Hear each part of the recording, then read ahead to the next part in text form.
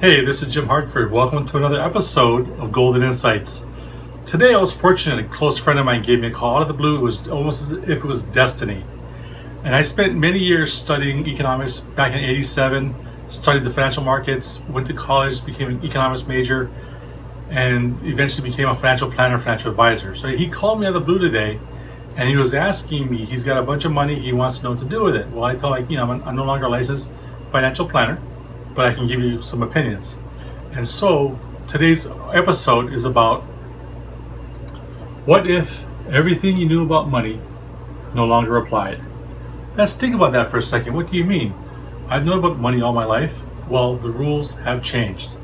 So the thing I want to talk about is, don't worry if you can't see these three articles. They're going to be at the back of the presentation. Starting November 14th of last year, it now became legal for large banks to take your deposits.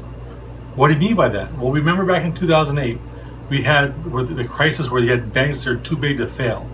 Well, to combat that, the nations around the world said if a large bank is going down, they have permission to take your deposits, your checking, your savings, your bank CDs, and even if you have money, gold or silver in a safe deposit box, they can take that and give you stock in return. That's just crazy. That's the first nail in the coffin. The second thing that happened was, you'll see this article here in the back. Back in February, JP Morgan Bank, started charging the largest depositors interest on their deposit, charging you interest. That's called negative interest rates. It's been all over Europe for the last few years, but it's finally coming to the United States. When in American history has it been where you put money in the bank and the bank charges you interest? It's just crazy. So here you hear about they can take your bank deposits, they can take your CDs, they can take what you have in your safety deposit box, and then you hear they're going to start charging you interest for the money you put in the bank.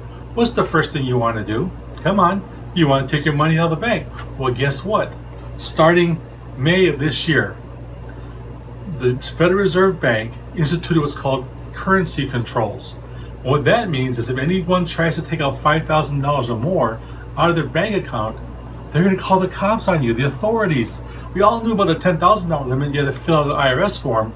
But now, if you try to take out $5,000, they're going to report you to the authorities, who are then going to follow up with you and ask you what you do with your money.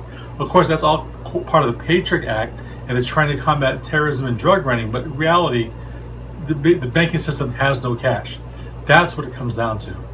Now, the last thing I want to talk about, again, where what you thought was a safe place to put things was your IRA, your 401k, your pension. The common wisdom was, as a financial planner, I was the same way. For the long haul, you put your money in the market, and in the long haul, it'll work out for you. Well, guess what? That's not so no more. With quantitative easing and the government printing up, or the Federal Reserve printing up cash, the government going into debt, they're propping up the stock market. It should have crashed a couple of years ago. But right now we're seeing 16,000, 17,000, 18,500 in the stock market. There's no way it could do that. It wasn't for the fact that the government's going into debt and the Federal Reserve is printing money. So what's happening is, on May 25th of this year, the Supreme Court ruled if the government feels that the fiduciary, meaning the person that's running your 401k or your pension, is not doing a good job, the government can come in and take over the pension. They did it in Poland back in 2013, where the government took everyone's pension, everyone's 401, and gave them back a piece of paper in return that says, oh, this is like an annuity, it's like a social security payment. They might as well give them toilet paper, it had the same value. So they're trying to do the same thing with our pensions and 401k. And then even they're going to try and get your IRAs away from you. Because why are they doing that? The head scratcher is, why are they doing this? They have no money. We all hear about the $18 trillion, $19 trillion we're in debt. That's the small debt. The big debt is over $120 trillion. Social Security money they owe our seniors. The Medicare, Medicaid, and this monstrosity called Obamacare, over $120 trillion in debt. They need that $11 trillion that are in people's pensions so they can leverage it and keep the party going. At some point, it's going to crash. And when it crashes, what do people always go back to?